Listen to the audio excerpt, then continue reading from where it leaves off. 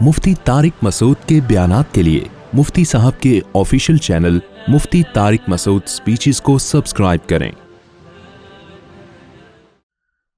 اللہ تعالیٰ کا بہت بڑا فضل ہوا کہ اللہ نے ہمیں عرفہ کے دن جمع ہونے کا موقع دیا۔ نبی صلی اللہ علیہ وسلم نے فرمایا الحج عرفہ، حج عرفہ کا وقوف ہے۔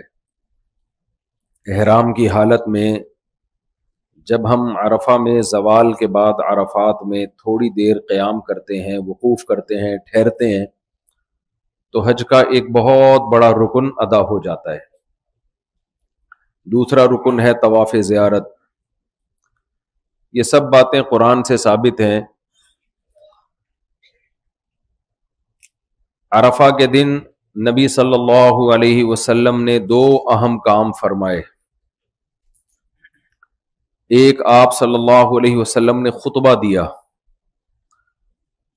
کیونکہ آپ صلی اللہ علیہ وسلم کا یہ پہلا اور آخری حج تھا، اور 30ویں پارے کی سورت اذا جاء نصر اللہ والفتح ورأیت الناس يدخلون فی دین اللہ افواجا، یہ سورت نازل ہو چکی تھی۔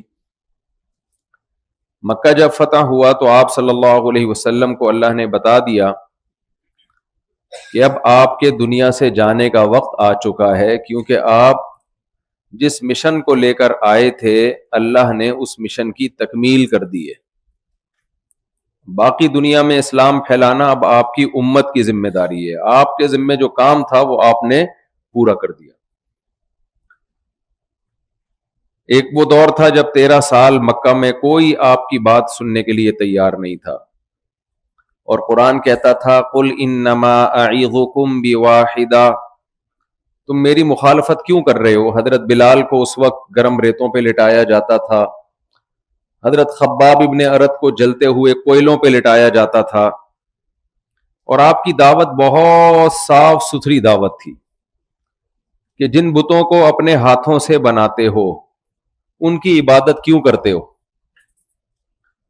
اور آپ صلی اللہ علیہ وسلم نے پچھلی آسمانی کتابوں کی بھی تصدیق کی کہ تورات بھی اللہ کی کتاب ہے، انجیل بھی اللہ کی کتاب ہے، موسیٰ علیہ السلام بھی اللہ کے پیغمبر، آدم علیہ السلام بھی، نوح علیہ السلام بھی۔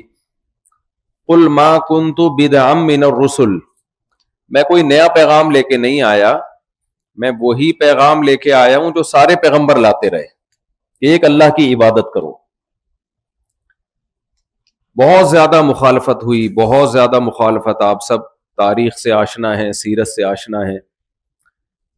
تو اللہ نے فرمایا کہ اے نبی آپ ان سے کہہ دیجئے انما اعظکم بواحدہ، میں تمہیں ایک بات سمجھاتا ہوں، ان تقوموا للہ مثنی وفرادا ثم تتفکروا ما بصاحبکم من جنہ، تم اکیلے بھی غور کرو، دو دو آدمی مل کے بھی غور کرو، جماعت در جماعت بھی آپس میں مذاکرہ کرو، اور دیکھو سوچو کہ تمہارے جو ساتھی ہیں جنہوں نے 40 سال تمہارے ساتھ گزار دیے، ما بصاحبکم من جنہ، معاذ اللہ وہ کئی دیوانے تو نہیں ہیں، جنون تو نہیں ہو گیا ان کو؟ جب انسان پوری قوم سے ہٹ کے بات کرتا ہے، لوگ مخالفت کر رہے ہوں اور اپنے دعوے پہ ڈٹے رہے، تو 3 باتوں میں سے ایک بات ہوتی ہے، یا تو اس کو جنون لاحق ہوتا ہے، دماغی توازن ٹھیک نہیں ہوتا، یا اس کی کوئی لالچ ہوتی ہے، اسے کہیں سے پیسے مل رہے ہوتے ہیں، یا وہ برحق ہوتا ہے، تیسرا چوتھا کوئی احتمال نہیں ہوتا اس میں۔ تو اللہ نے فرمایا کہ ان سے کہہ دیجئے کہ تم سب غور کرو کہ میں تمہارے ساتھ 40 سال میں نے گزار دیے، تھوڑا عرصہ نہیں ہے۔ پہلے زمانے کے جو علاقے ہیں وہ تو گاؤں کی شکل میں ہوتے تھے، لوگ سب ایک دوسرے کو جانتے تھے۔ 40 سال تک میری زبان سے کوئی ایسی بات نہیں نکلی جو عقل کے خلاف ہو، جس میں لوگ کہیں کہ یہ بات سمجھ سے بالاتر ہے، تو اچانک میں ایسے باتیں کیسے شروع کر سکتا ہوں جن کا تم مذاق اڑانا شروع کر دو؟ تو تمام پیغمبروں نے ایک دعوت دی، لا الہ الا اللہ، عبادت کے لائق صرف اور صرف اللہ کی ذات ہے۔ آج 2 طبقے ہیں، ایک طبقہ تو وہ ہے جو کہتا ہے کہ بہت سارے معبود ہیں، بتوں کی عبادت، گائے کی پرستش، جو ہمیں نظر آ رہا ہے دیکھتے رہتے ہیں ہم، مزاروں کی پرستش، قبروں سے دعائیں مانگنا، انہیں مسجد سے زیادہ قبروں پہ دلچسپی ہے. حالانکہ اگر قبر والا کچھ مدد کرنے کی طاقت رکھتا تو خود قبر میں کیوں جاتا؟ وہ خود قبر میں کیوں جاتا؟ جس کے دونوں دھڑ کام نہ کر رہے ہوں وہ کسی فالج زدہ کو ٹھیک کر سکتا ہے جس کا آدھا دھڑ کام نہ کر رہا ہو. تو ایک بیماری تو یہ. دوسری بیماری کیا کہ سرے سے کوئی معبود ہے ہی نہیں، ہم کسی کی عبادت کے مکلف اور پابند نہیں، ہم آزاد ہیں. یہ آج ہمارا سیکولر اور نام نہاد لبرل طبقے میں یہ دعوت چل رہی ہے کہ مذہب کو فالو نہیں کرنا، مذہب کی پابندیوں سے اپنے آپ کو آزاد. اور تیسری ایک دعوت یہ ہے کہ مذہب کی پابندیوں سے ہم آزاد تو نہیں ہے لیکن جس مذہب کو چاہیں ہم فالو کر لیں. اسلام نے یہ سب کو غلط قرار دیا. اسلام نے کہا لا الہ الا اللہ، تمام پیغمبروں کی یہ دعوت کہ تمہارا ایک معبود ہے جس کا نام کیا ہے؟ اللہ. معبود کی عبادت کی جاتی ہے. معبود کسے کہتے ہیں؟ عابد کا. عابد جس کی عبادت کرتا ہے اسے معبود کہا جاتا ہے. اور اللہ نے یہ بھی بتا دیا ان الدین عند اللہ الاسلام، کہ دین جو ایکسیپٹیبل ہے وہ اللہ کی نظر میں صرف اور صرف اسلام ہے. اللہ کسی اور دین کی ذمہ داری نہیں لیتا. وَمَن يَبْتَغِ غَيْرَ الْإِسْلَامِ دِينًا فَلَن يُقْبَلَ مِنْهُ، اسلام کے علاوہ کسی دین کو فالو کرو گے نہیں مانوں گا میں. اور بلکہ اللہ ان کو دھمکیاں بھی دیتا ہے کہ ایک ایسے دین کی نسبت میری طرف کیوں کرتے ہو جس کی نسبت میں اپنی طرف کرنے کے لیے تیار نہیں ہوں. تو نبی صلی اللہ علیہ وسلم دعوت دیتے رہے، مخالفتیں ہوتی رہیں. پھر آپ صلی اللہ علیہ وسلم نے ہجرت کی. جب آپ کو یہ خوف ہوا کہ مشرکین مکہ میرے اور میرے اصحاب کو قتل کر دیں گے، آپ صلی اللہ علیہ وسلم ہجرت کر کے مدینہ گئے. وہاں غزوہ بدر، غزوہ احد، غزوہ خندق، صلح حدیبیہ اور نہ جانے کتنی لڑائیاں ہوئی ہیں. لڑائیوں میں ہی وقت گزرا آپ کا. لیکن آپ صلی اللہ علیہ وسلم کا ویژن دیکھیں کہ مدینہ پہنچ کے آپ خط لکھ رہے ہیں روم کے بادشاہ کو، فارس کے بادشاہ کو. کتنا بڑا ویژن. ابھی مدینہ پہ پورا 100% کنٹرول ہوا نہیں ہے، اور اس زمانے کی روم اور فارس کی بڑی بڑی سلطنتوں کو قاصدوں کے ذریعے خطوط بھیجے جا رہے ہیں. خطوط بھیجے جا رہے ہیں.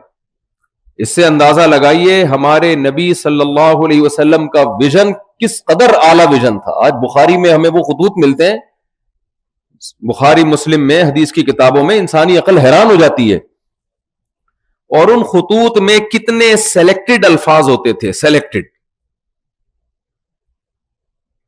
تو بالآخر 23 سال کے بعد وہ دن آیا کہ نبی صلی اللہ علیہ وسلم نے مکہ فتح کیا، اور 10,000 کا لشکر لے کر آپ صلی اللہ علیہ وسلم مکہ میں آتے ہیں، اور بغیر جنگ کے مکہ پر آپ صلی اللہ علیہ وسلم کا تسلط قائم ہو جاتا ہے. پھر آپ صلی اللہ علیہ وسلم اگلے سال حج کرتے ہیں، جس کو حجۃ الوداع کہا جاتا ہے. یہ اسلام کا نبی صلی اللہ علیہ وسلم کا پہلا اور آخری حج تھا. اس سے پہلے حضرت ابوبکر کی امارت میں آپ نے حج کروایا. تو اس دن عرفہ کا دن وہ تھا کہ اس سے زیادہ کراؤڈ شاید نبی صلی اللہ علیہ وسلم کے پاس اس سے پہلے یا اس سے بعد میں کبھی جمع نہیں ہوا. کیونکہ جس کو اطلاع ملی کہ نبی صلی اللہ علیہ وسلم حج پہ تشریف لے جا رہے ہیں، تو دنیا بھر سے، عرب کے مختلف قبائل سے سارے قافلے آنے لگے.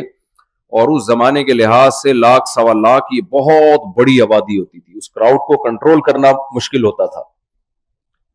ہم حدیث میں ہے کہ حضرت عبداللہ ابن عمر رضی اللہ تعالیٰ عنہ صحابی رسول ہیں، بیت اللہ کا استلام کرنے کے لیے گئے تو رش میں اتنا پھنس گئے، اور گرمی سے اور کراؤڈ سے آپ کے ناک سے خون آنے لگا، نکسیر پھوٹ گئی. تو آپ کے شاگرد آپ کو اٹھا کے لے کر گئے.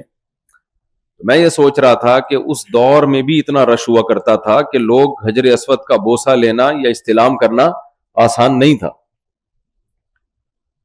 تو اس وقت نبی صلی اللہ علیہ وسلم نے خطبہ جو دیا وہ اسلام کا خلاصہ آپ صلی اللہ علیہ وسلم نے لوگوں کے سامنے پیش کیا.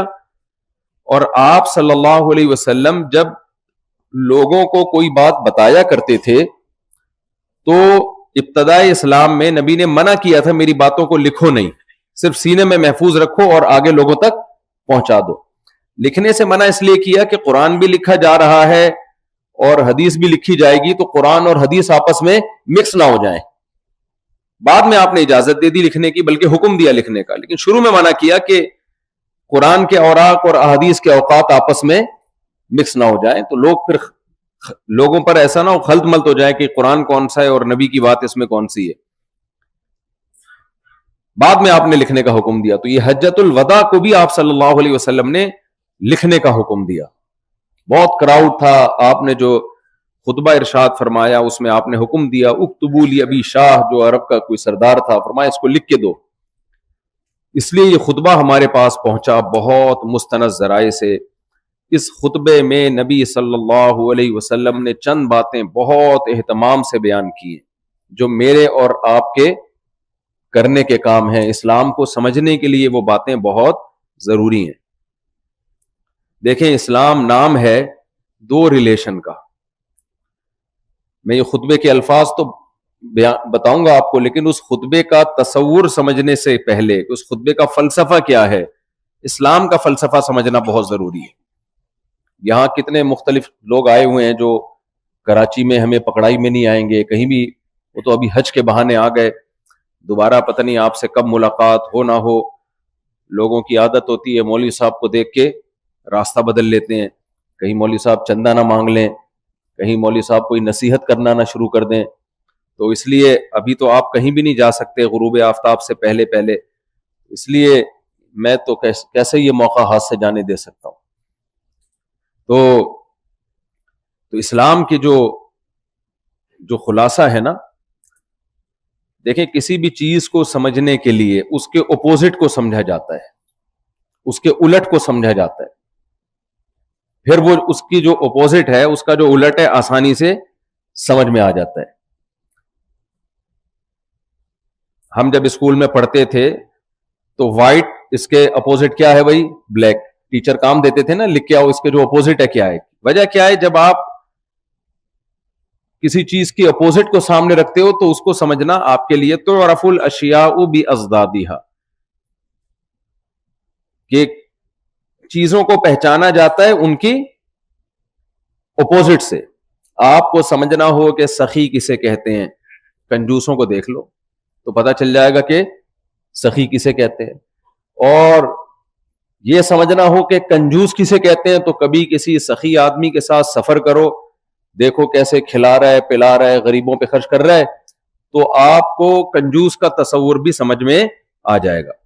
آپ جس جگہ رہتے ہو سارے ہی کنجوس ہو تو پھر آپ کو کیا پتا چلے گا کہ سخاوت کسے کہتے ہیں. کسی جگہ اگر آپ رہتے ہیں سارے ہی سخی ہیں تو آپ کو کیا پتا چلے گا کہ کنجوس کسے کہتے ہیں. سارے ہی بدصورت ہوں, خوبصورت کا پتہ نہیں چل سکتا کہ خوبصورتی کی ڈیفینیشن کیا ہے. سارے ہی خوبصورت ہوں, بدصورتی کا نہیں پتہ چل سکتا.